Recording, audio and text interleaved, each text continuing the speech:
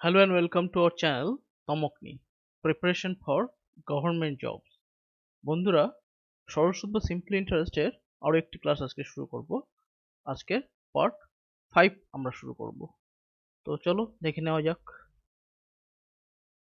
সরল সুদ বা সিম্পল ইন্টারেস্টের পার্ট 5 এ আজকে যে কনসেপ্ট বা টপিকটার উপর আমরা প্রবলেম সলভ করব সেটি হলো একটি নির্দিষ্ট বা তার বেশি অংশে ভাগ করে প্রত্যেকটি অংশকে আলাদা আলাদা বার্ষিক সরল সুদের হারে ধার বা ঋণ দেওয়া হবে। এক্ষেত্রে পাওয়া সুদের উপর নির্ভর করে আমরা আসলের বিভিন্ন অংশগুলি নির্ণয় করব। ফার্স্ট প্রবলেম বলছে 1550 was lent partly at 5% per annum simple interest and partly at 8% per annum simple interest. The total interest received at the end of 4 years was rupees 400. The ratio of money lent at 4% to that lent at 8% is বলছে 1550 টাকাকে দুটি অংশে ভাগ করে প্রথমটি 5% বার্ষিক সরল সুদের হারে এবং দ্বিতীয়টি 8% বার্ষিক সরল সুদের হারে ধার দেওয়া হলো। 4 বছর পরে মোট 400 টাকা সুদ পাওয়া গেল। তাহলে আসলের অংশ দুটির অনুপাত কত? তো এক্ষেত্রে আমরা কি করব, ধরো এই যে 1550 যে টাকাটা আছে সেটাকে আমরা দুটি ভাগে ভাগ করলাম। ধরলাম একটা x ধরবো, একটা ধরবো 1550 মাইনাস x। এবার বলছে যে 5% এবং 8% হারে সিম্পল ইন্টারেস্ট পাওয়া গেল এবং টোটাল যে সিম্পল ইন্টারেস্ট পাওয়া গেছে 4 বছর পরে সেটা কি ছিল, তাদের যোগফলটা 400 টাকা। তাহলে x এর ওপর 5% হারে 4 বছরের জন্য যে সিম্পল ইন্টারেস্টটা পাওয়া যাবে সেটা কি x ইন্টু মানে PRT বাই 100 আমরা অ্যাপ্লাই করব। আর কত 5, t কত 4 বাই 100 প্লাস 1550 মাইনাস x এর উপরে 8% হারে সুদ যেটা পাবো আমরা সেটা ইন্টু 8 ইন্টু 4 বাই 100, এইটা সমান হবে 400 টাকা।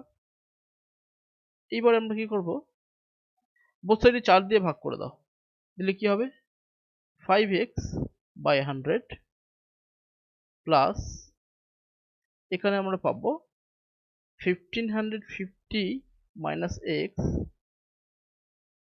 ইন্টু 8 বাই 100 সমান 100। সেখান থেকে পাবো 5x বাই 100 প্লাস এটা একটু স্প্লিট করি যদি আমরা, তাহলে কেমন হবে দেখো 1550 into 8 by 100 minus 8x by 100 সমান 100।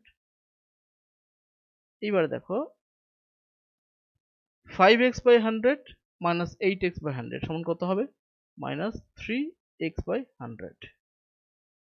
এখানে একটু ক্যান্সেলেশন করো, 0 0 ক্যান্সেল করো, 2 দিয়ে কাটলে এটা 5, 2 দিয়ে কাটলে এটা 4, 5 দিয়ে এটাকে কাটলে আমরা পাবো 31।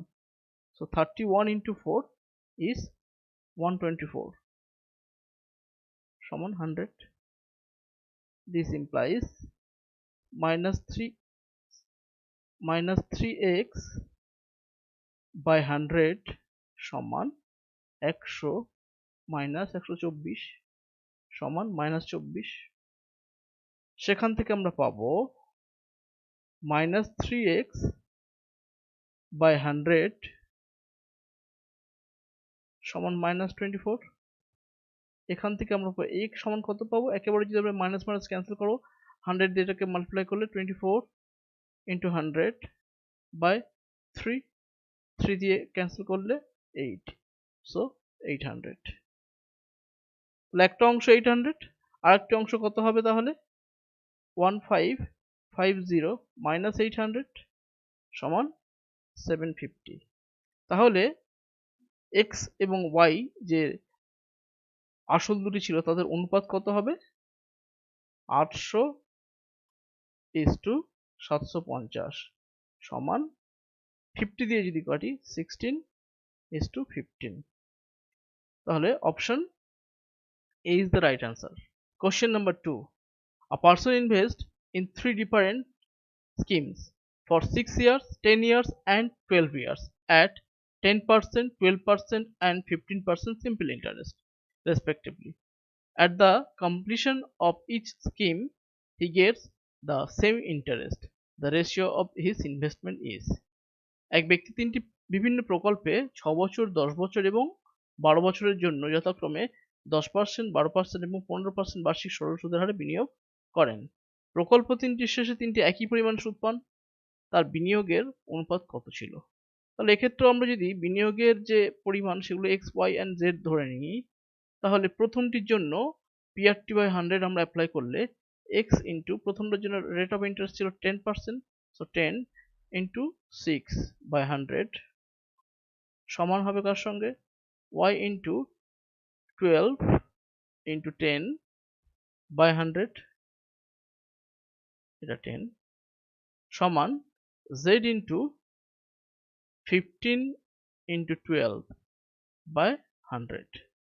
যেহেতু সুদের পরিমাণ সমান বলেছে, এবার এখান থেকে আমরা কি পাবো দেখো, 100 কেটে যাবে, গেলে এটা কত হবো 60x সমান এটা কত 120 y সমান পাবো এটা কত 180 z। 60 দিয়ে যদি আমরা ক্যান্সেল করি তাহলে x সমান 2y সমান 3z। এবার দেখো এখানে 1, 2 and 3 আছে না, 1, 2 and 3 এর এলসিএম কত 6, তাহলে আমরা থ্রু আউট 6 দিয়ে ভাগ করব, করলে কত হবে x/6 সমান এটাকে 6 দিয়ে ভাগ করলে কত হবে y/3 সমান এটাকে 6 দিয়ে ভাগ করলে আমরা পাবো z/2। এখান থেকে পেলাম x is to y is to z সমান 6 is to 3 is to 2। তাহলে আসলের অনুপাত কত হলো 6 is to 3 is to 2। So option A is the right answer. Question number 3. A person invested in all 2600 at 4%, 6% and 8% per annum simple interest. At the end of the year, he got the same interest in all the three cases. The money invested at 4% is. এক ব্যক্তি মোট 2600 টাকা তিনটি খাতে যথাক্রমে 4%, 6% এবং 8% বার্ষিক সরল সুদের হারে বিনিয়োগ করলেন। বছর শেষে তিনটি খাতে তিনি একই পরিমাণ সুদ পেলেন। 4% বার্ষিক সরল সুদের হারে তিনি কত টাকা বিনিয়োগ করেছিলেন? ঠিক আছে, ঠিক একই রকম ভাবে আমরা করব। তিনটি যে ভাগে ভাগ করেছিলেন 2600 টাকা, আমরা x, y and z যদি ধরে নিই, তাহলে x ইন্টু 4 ইন্টু দেখো বছর শেষে বলছে না, মানে এক বছরে পরে তিনি কত টাকা সুদ পেয়েছেন সমান পরিমাণ সুদ পেয়েছেন। তাহলে যেহেতু বছর শেষে বলছে, তাহলে এখানে বছরের যে মানটা বা t এর মান কত হবে 1/100 সমান y ইন্টু 6 ইন্টু 1/100 সমান z ইন্টু 8 ইন্টু 1/100। 100 ক্যান্সেল হয়ে যাবে, তাহলে 4x সমান 6y সমান 8z। সেখান থেকে আমরা পাবো, দেখো কত দিয়ে ডিভাইড করতে হবে, 2 দিয়ে যদি আমরা ডিভাইড করি তাহলে 2x সমান 3y সমান 4z। এবার দেখো 2, 3 এবং 4 এর এলসিএম কত 12, 12 দিয়ে ভাগ করলে আমরা পাবো x/6 সমান y/4 সমান z/3। তাহলে যে আসল তিনটি বা 2600কে যে তিনটি ভাগে ভাগ করা হয়েছে তাদের অনুপাতটা কত হবে, x is to y is to z সমান হবে 6 is to 4 is to 3। এবার আমাদের কোশ্চেন ছিল যে 4% বার্ষিক সরল সুদের হারে কত টাকা বিনিয়োগ করেছিল।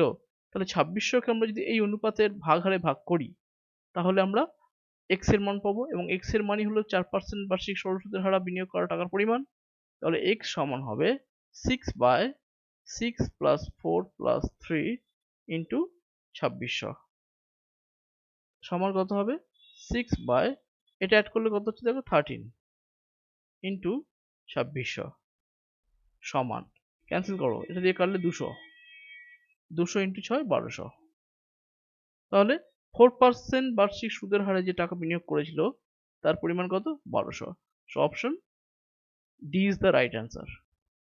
Question number 4 বলছে divide rupees 2379 into 3 parts so that their amounts after 2, 3 and 4 years respectively may be equal. The rate of simple interest being 5% per annum. The first part is 2379 টাকাকে যথাক্রমে এমন তিনটি অংশে ভাগ করা হলো যে 2, 3 এবং 4 বছর পরে 5% সরল সুদের হারে পাওয়া তাদের সুদ-আসল সমান হয়। প্রথম অংশটি কত? তাহলে তিনটি অংশ আমি x, y এবং z ধরলাম। তাহলে প্রথম যে সুদ-আসল সেটা কত হবে? x প্লাস তারপর সিম্পল ইন্টারেস্ট মানে PRT/100 x ইন্টু PR, আর কত? 5, আচ্ছা t কত? 2/100 সমান দ্বিতীয়টা y plus y into 5 into 3/100 সমান z plus z into 5 into 4/100, যেহেতু তাদের আসলের পরিমাণ সমান বলেছে। ঠিক আছে, সেখান থেকে আমরা পাবো, একটু ক্যান্সেলেশন গুলো করি, x প্লাস এখানে দেখো 5 ইন্টু 2 10, 10 দিয়ে 100 কাটলে তাহলে x/10 পাবো সমান y প্লাস এখানে দেখো 5 দিয়ে এটাকে কাটলে 20, তাহলে 3y/20 সমান z প্লাস এখানে দেখো 5 ইন্টু 4 20, 20 দিয়ে 100 কাটলে 5, সো z/5 সেখান থেকে আমরা পাবো, তাহলে এটাকে অ্যাড করলে কত হবে দেখো তো, 11x/10 সমান এটা কত হবে 23y/20 সমান এটা কত হবে দেখো 5 প্লাস 1 6, 6z/5। এবার দেখো 10, 20 এবং 5 এদের এলসিএম কত? 20, 20 দিয়ে গুণ করে দাও, দিলে কত পাবো আমরা দেখো, 20 দিয়ে এখানে গুণ করলে তাহলে 10 দিয়ে কাটলে 2, তাহলে 2 ইন্টু 11 22x, এটা 23y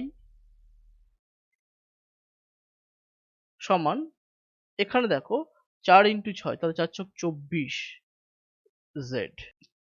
এইবারে 22, 23 এবং 24 এর এলসিএম আমরা না বের করে কি করবো দেখো, 22 ইন্টু 23 ইন্টু 24 দিয়ে প্রত্যেকটাকে ভাগ করব, করলে এখানে যেহেতু 22 আছে তাই 22 কেটে যাবে, গিয়ে 23 ইন্টু 24 থাকবে।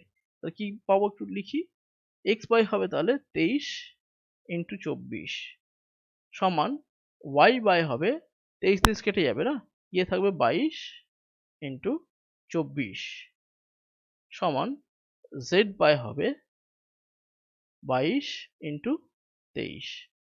সেখান থেকে আমরা পাবো x/23 ইন্টু 24 যদি আমরা মাল্টিপ্লাই করি তাহলে পাবো 23 ইন্টু 24 552 সমান y/22 ইন্টু 24 528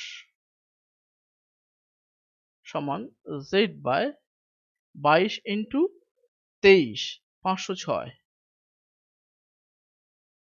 এবারে আমরা যদি একটু ক্যান্সেল করি তাহলে দেখবো x/2 দিয়ে ক্যান্সেল করব, করলে এটা পাবো আমরা 276 সমান y/ পাবো আমরা 264 সমান z/ পাবো আমরা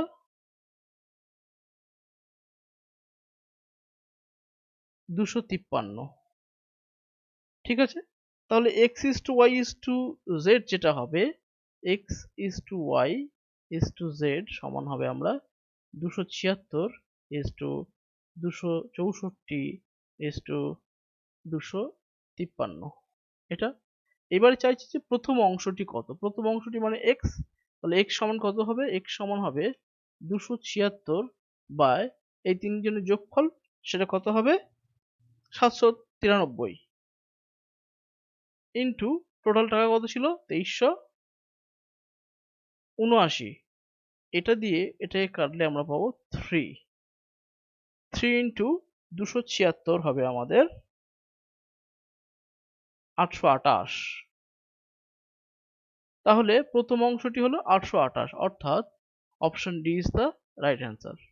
question number 5, if rupees 12,000 is divided in two parts such that the simple interest on first part for 3 years at 12% per annum is equal to the simple interest on the second part for 4 and 1/2 years at 16% per annum, the greater part is 12,000 টাকাকে যদি দুটি এমন ভাগে ভাগ করা হয় যে প্রথম অংশটি থেকে 12% বার্ষিক সরল সুদের হারে 3 বছরে পাওয়া সুদ দ্বিতীয় অংশ থেকে 16% বার্ষিক সরল সুদের হারে 4.5 বছরে পাওয়া সুদের সমান, বড় অংশটি কত? ঠিক আছে, তাহলে 12,000কে দুটো ভাগে ভাগ করবো আমরা, না? আমি ধরলাম x and y দুটো পার্ট। তাহলে বলছে x এবং y এর উপর যে দুটি সুদ পেয়েছিল সেটা সমান হবে। তাহলে x এর উপর পাওয়া সুদের পরিমাণ PRT/100 অ্যাপ্লাই করলে P into R মানে 12% এবং সেটা 3 বছরের জন্য কেটেছিল। 12 x into 12 into 3/100 সমান হবে y into 16 into 4 and 1/2/100। এখান থেকে আমরা x is to y পেয়ে যাবো। চলো করা যাক। তাহলে 36x/100 সমান হবে y into 16 into, এটা দেখো 9 এর 2 না, 9 এর 2 একটু ক্যান্সেল করো, 8/100 ছিল। এখান থেকে পাবো আমরা 36x/100 সমান হবে 8 long 72 plus 72y/100। Both side থেকে 100 এবং 36 ক্যান্সেল করলে এখানে পড়ে থাকবে x, ওখানে পড়ে থাকবে 2y। সো এখান থেকে আমরা পাবো x/2 সমান y। এখান থেকে পাবো x is to y সমান 2:1। তাহলে এবার বলছে যে বড় অংশটি করো। অবশ্যই আমরা বুঝতে পারছি অনুপাত দেখে যে প্রথম অংশটি অর্থাৎ যে অংশটি x রিপ্রেজেন্ট করছে সেটাই বড়। তাহলে x সমান কত আমরা বের করব? 2/3 into 12,000 সমান পাবো, এটাকে ক্যান্সেল করলে আমরা পাবো 4,000। তাহলে 4,000 into 2 is 8,000। তাহলে যে বড় অংশটি সেটা কত হবে? 8,000। So option A is the right answer। So friends, যদি ভিডিওটি পছন্দ হয়ে থাকে অবশ্যই লাইক করো, বন্ধুদের মধ্যে শেয়ার করো, চ্যানেলটাকে সাবস্ক্রাইব করো এবং এই ধরনের ভিডিওর নোটিফিকেশন আরো পাওয়ার জন্য অবশ্যই বেল আইকনটাকে টাচ অথবা ক্লিক করে রেখো। Thank you.